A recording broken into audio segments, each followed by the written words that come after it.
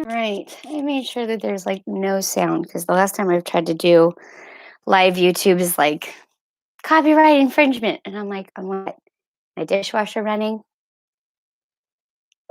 All right. So I have decided to do 100 book tags because I can.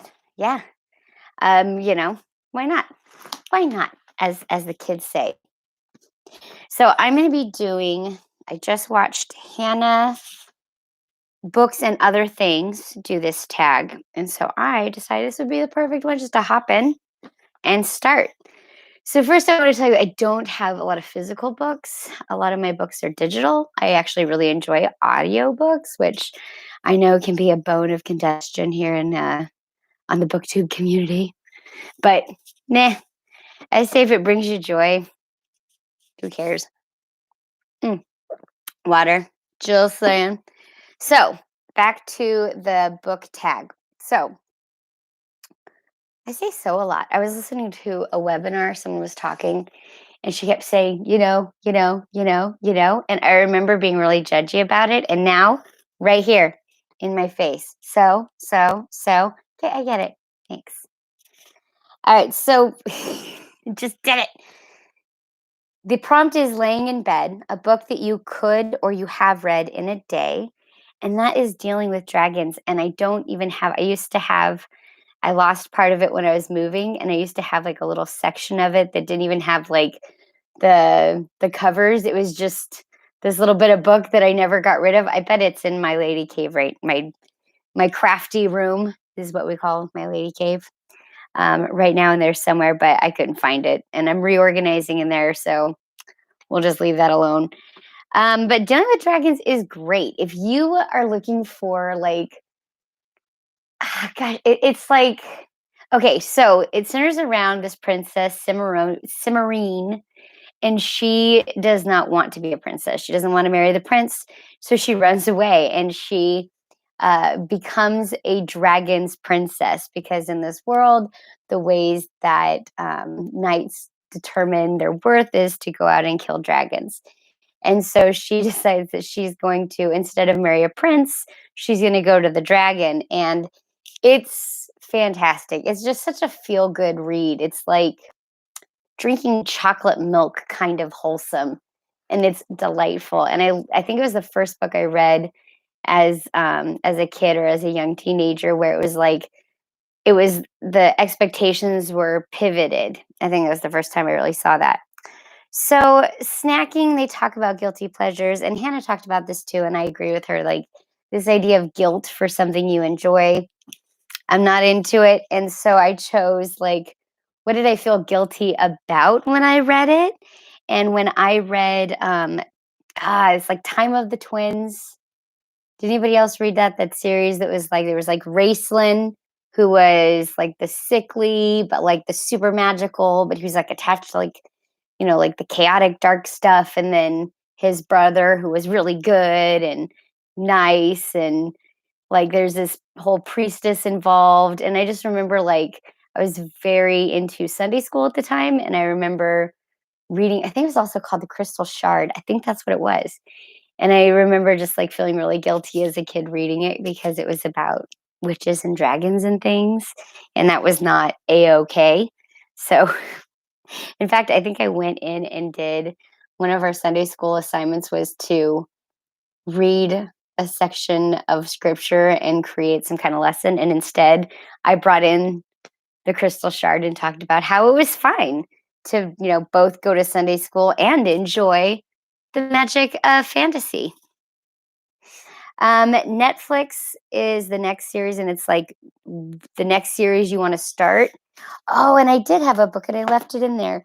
I love Amanda Hawking. I love her story. I love the way she writes. I love her own personal story about how she came to publication. I find it really inspiring. And so there's the whole Valkyrie series that I actually have again in the lady cave, in the I gotta think of like the craft room. I gotta think of something cool to call it. Maybe I'll name it and like decorate it. Yeah, that's where my brain goes on a Thursday afternoon in between teaching digital classes and meetings and stuff. Okay, so back to it. Oh, I just said so again. I'm a very serious booktuber. Very serious. Next is Animal Crossing, a book you recently bought because of the hype. I am not a hype kind of human. I actually I bought Hunger Games after I saw the first movie, I think. I was finally like, all right, I'll give it a look. And then this became I read this series. I do a reread starting November. I start rereading Hunger Games in the fall, Harry Potter in the winter. But I haven't done any summer or spring rereads. If I was gonna reread something in spring, I think it'd be the Match series because it's just so beautifully written. I think about the imagery of the cotton seeds on the wind and oh, delicious. So that wasn't the answer, but I have it right here. So I was like, oh, I'll just pull this in. But I guess so I don't number one, I don't buy because of hype, and number two, I don't buy a lot, and number three, recent is not my thing. And so I actually bought the Shannara Chronicles probably 5, 6 years ago in Cancun. And I got this far in Cancun, and then it took me 5 years to finish it. And I don't want to say I regret buying it. And I don't want to say I regret reading it, but I will say I'm not buying the next one and I'm not reading the next one. But I liked what it had to offer, but not enough to go back for, seconds. I don't know if that one person watching is me. I'm watching myself. So if there's one person watching, hey, how are you doing? How's your Thursday afternoon going? Can you take a sip of water? You think about how great your day is. I shouldn't do that. That's so impolite. Pardon me, my manners. So that was the hype one. Oh, I said so again. Then for productivity, there are so many. So 5 years ago, I really started dismantling my belief system about my abilities and who I was and what I really wanted and how I was interacting and all those things. And I am 5 years later, it's I'm a much more functional human, have a lot of self love now that I couldn't have had before. There's just a lot of work. So if you are someone who struggles with self worth, know that there's stuff out there for you. And here are a few of them. So the 5 second rule, I don't have physically. It's an amazing book. Go check out Mel Robbins. You don't have to buy her book. You can just go to the 5secondrule.com or go look her up on the TED Talk. And she literally explains it because I've read the book many times and I've watched her TED Talk many times. And it's very comparable. So you don't have to buy the book. She also does she hosts a live webinar. I think you can call in every day. I don't do it because it is at the same time as my second grade class, which, oh my gosh, you guys, today I had a guest. It was adorable. I had this whole lesson, and then the guest showed up, and the kids were so excited and happy that I was like, well, forget my lesson. We're doing this instead. All right. So, but, ooh, ew. All right. The next selection is productivity. So the 5 second rule, daring to be greatly, the bullet journal method. Wow. I have the last 2, 3 years of my life in bullet journal form. And it's going to be amazing when I can leave that to a kid, or I don't know, anthropologist to look at it in 700 years and be like, wow, this lady was really into teaching in books. It's important. Productivity books that you learned from or you had an impact on you. The 5 second rule changed my life. Daring Greatly, Brene Brown. And also, this is also for self-care. Self-care is, oh, actually, that is not what it is. So this book right here is so sweet. It has a long title. Let me get to it. Because I just call it Joyful. But there's actually a whole Joyful, the surprising power of ordinary things to create extraordinary happiness. And there are elements in here like abundant. Like there's certain things that we all really enjoy as humans, like color and abundance. And it makes sense to me from like a science point of view because we've given up a lot of other senses, like we don't hear as well as like, wild animals, etc., because we don't have as many predators, so we don't have to pay attention to that. So when we decided what we were going to focus on when our brains were evolving, like color is this huge part of it. Like there's a reason why, dogs are colorblind. They don't have that bandwidth to understand the color input and the sound and smell input, and those were more important to them as animals back in the day, according to science. And so this kind of like resonated with me, like, oh, that makes a lot of sense. Something else I really like about Mel Robbins, if you check her out, is that she talks a lot about brain science, which I am all about as a teacher. We're learning so much about how trauma impacts the brain and the things that we can do in the classroom and the ways that we can construct our lessons to be healing and therapeutic for anyone who's gone through that. So I took some of these elements like abundance, and I used it in my classroom around things, harmony, that symmetry, to try and build a place that was like an environment that students would feel connected with, that they would feel joyful in. So, FaceTime is a book you were gifted. Oh, and that's right here.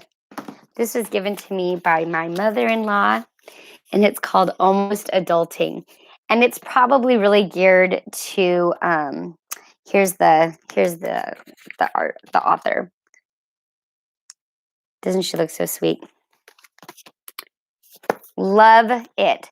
But it's like it just talks about like the basics stuff that like maybe you learned in high school or maybe you've learned over the period of time, but things like budgeting or um, the way you talk to people and creating the perfect apartment without wads of cash, and just like the idea of like really figuring out how to kind of sort of figure out this thing that we call life.